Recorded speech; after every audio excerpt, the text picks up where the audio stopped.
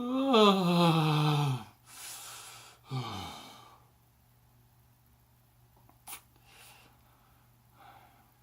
I start this out, like, contemplating in my head, most of the other YouTubers that are talking about this movie feature at least one point in their video or review or just video where they're talking about the new Logan movie. It features them having like claws on their hands, and I'm debating whether or not I should do that, or if that'd be kind of too cliched to like obvious that I do that. I pretty much pander to the norm and kind of like, hey, he or she's doing it, so obvious that I had to do it, and just not be original at all. So I'm wondering if I should do that, but I don't know. I really don't know.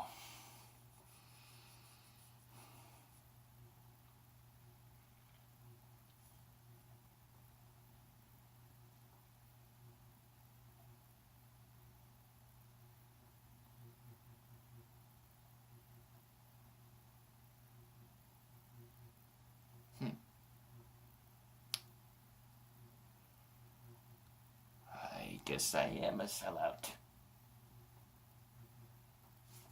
Hey there, Internet dwellers! I am Logan for 11, here to give you another response on a movie that I have some relation to being a fan of. And here I decided to react to the movie Logan. To me, I thought about it for a while, and just recently that I figured out this. Many people say that Tony Stark is the best, is Marvel's equivalent to Bruce Wayne, but no, I think Wolverine is Marvel's Bruce Wayne. Tragic backstory, like great inner conflict within him, and many may disagree, and that's fine, but that's just my thoughts. Anyway, so yeah, all that was standing, like, I've loved Wolverine, the character Wolverine, for a while now. Even in the bad movies that he's been in, he's still always my favorite part of those bad Wolverine or X-Men movies. And now we get to his latest and, in famously news, last film as Wolverine. And I just came back from watching it. Two great friends of mine from watching it, and guys,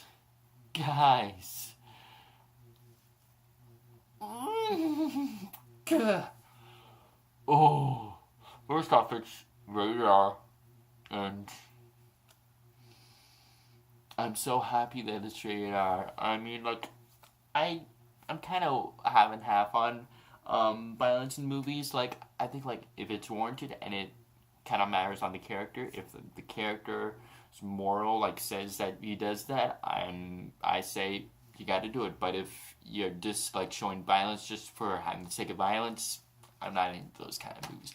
But this is a movie that portrays a character where pretty much his whole character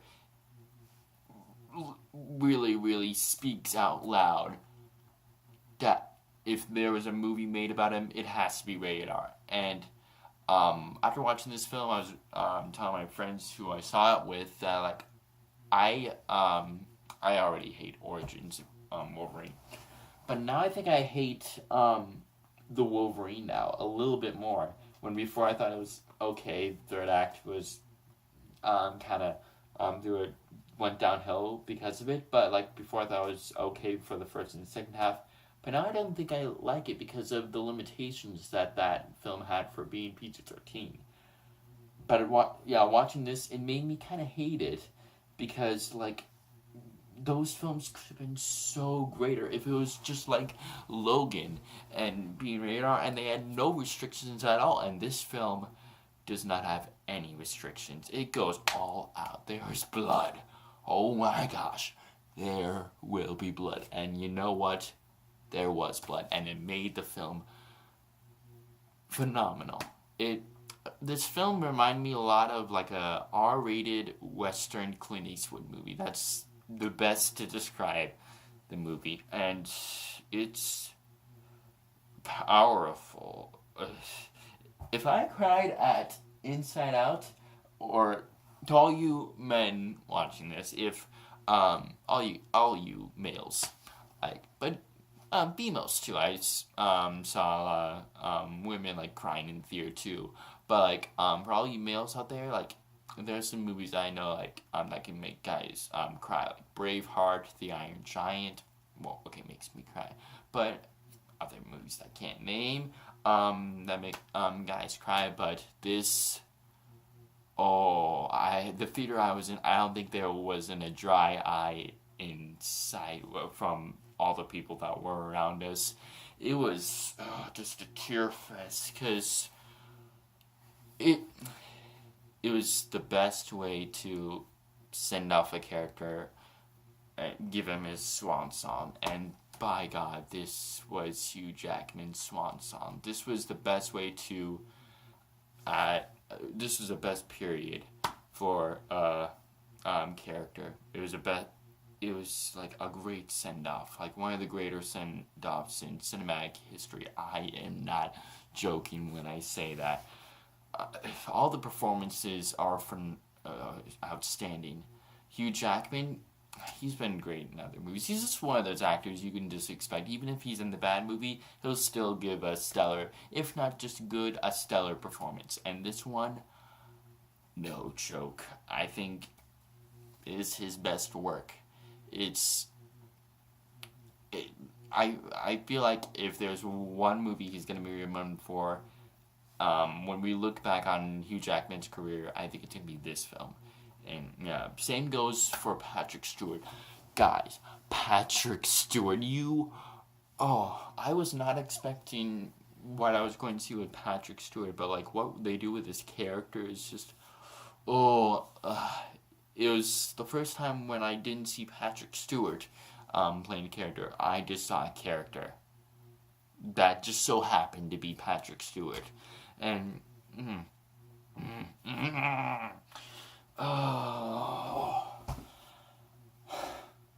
I'm still emotional from watching my brain just clogging up. Like, there's so many things saying, I just don't know how to describe it all. That's why I don't want to make these kinds of videos reviews, because I don't want to be a reviewer YouTuber, because if I was, then I'd have to review every single movie that comes out, which I cannot do.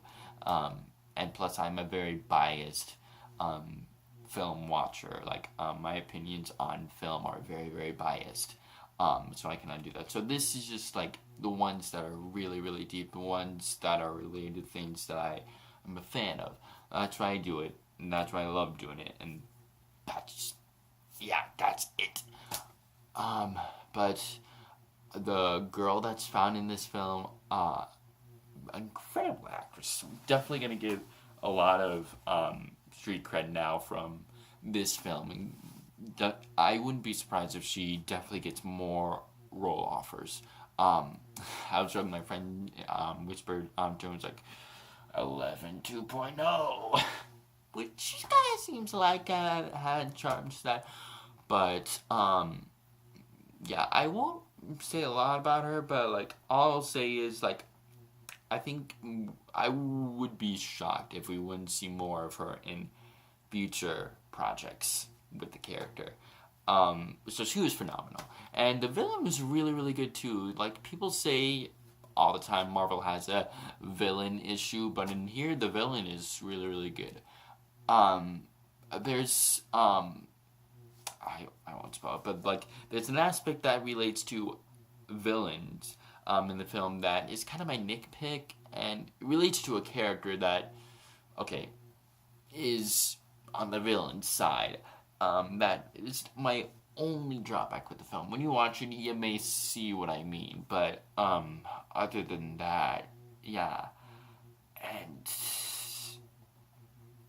when the people that you may know that like kind of harsh and bark about superhero films not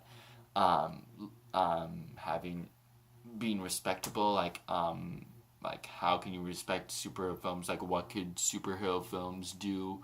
Like, how could they have any deeper meaning? How can they have any impact on anyone? Like, how can they rank up with like Casablanca, Citizen Kane? How could we look upon them equally as those movies.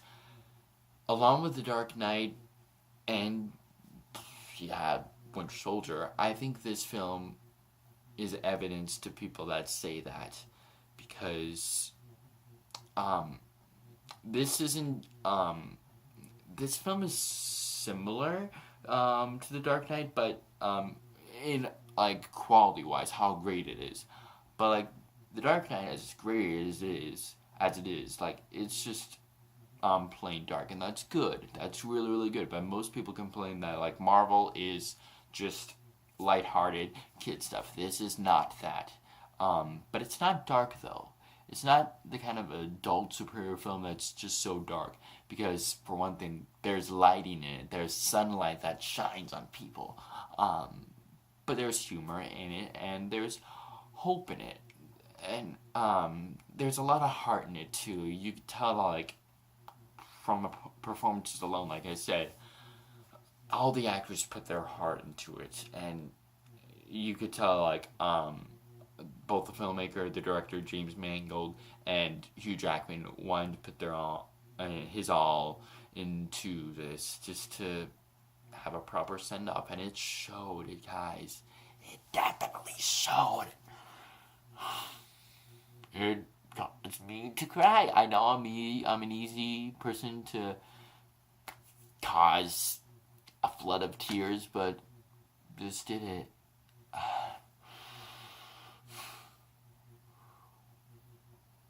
It's definitely this. I wouldn't be surprised if people call this the 2017 Mad Max Fury Road of the year. It definitely seems like that for how people are praising it so much.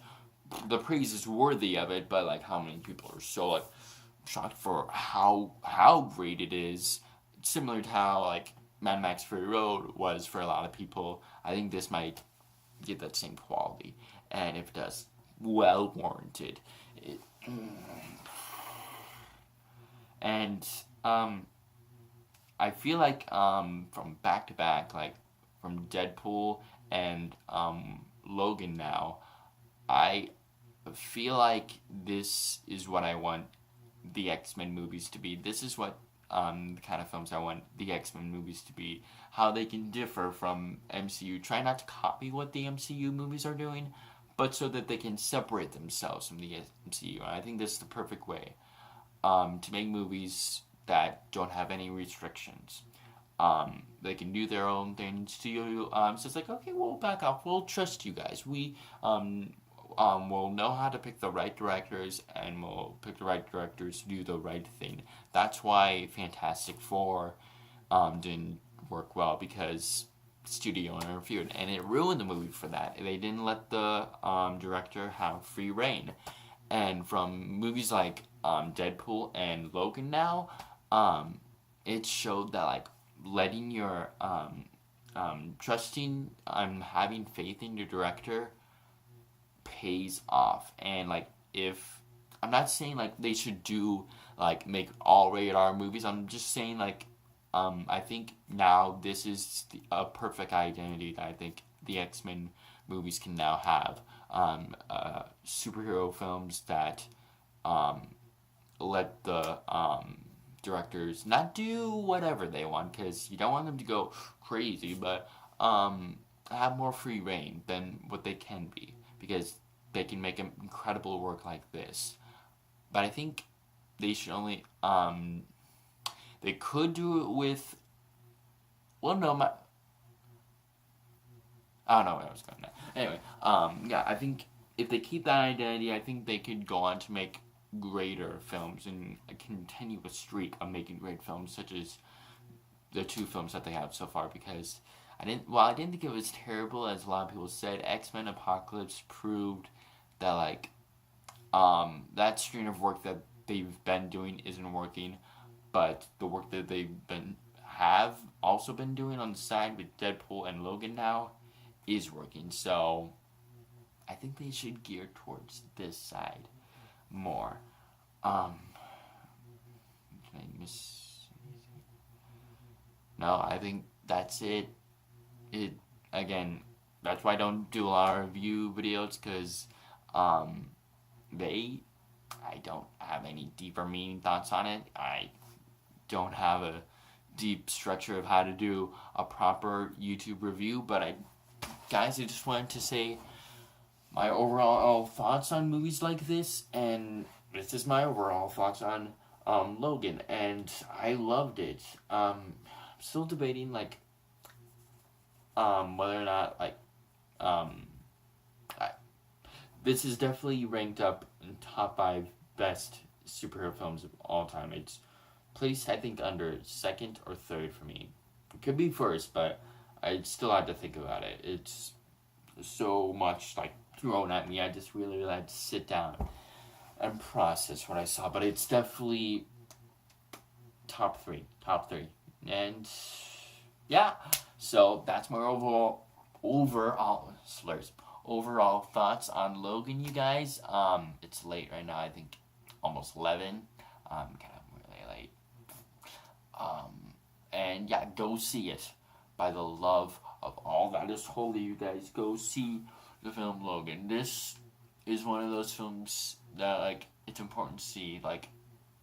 This is a milestone film that you have to see. It's important for you to see it. Not only because it's Hugh Jackman's last performance as Wolverine, but just because it's an incredibly different superhero film that's not really like any other that you really need to see. So go see it, you guys. Anyway, that's all my thoughts on it. I'm Logon for 11, you guys, and I'll see you in my next video. Pow, pow.